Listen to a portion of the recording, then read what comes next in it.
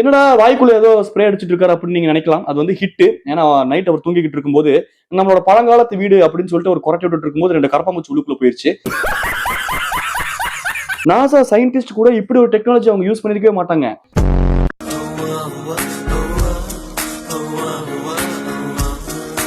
என்ன எனக்கு புரியவே, வாயில ஹிட் அடிச்சு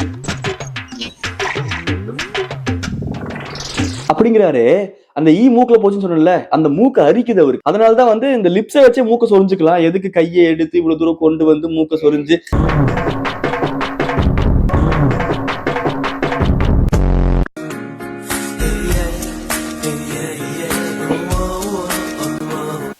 எல்லாமே கட்டெரும்பு இருக்குது, இங்கிட்டு சுளுக்க இருக்குது. அதனால எங்க அண்ணா ஹிட் அடிச்சுக்கிட்டு இருக்காரு உடம்பு ஃபுல்லா. அவர் உடம்பே ஒரு கரையான் புத்து மாதிரிங்க.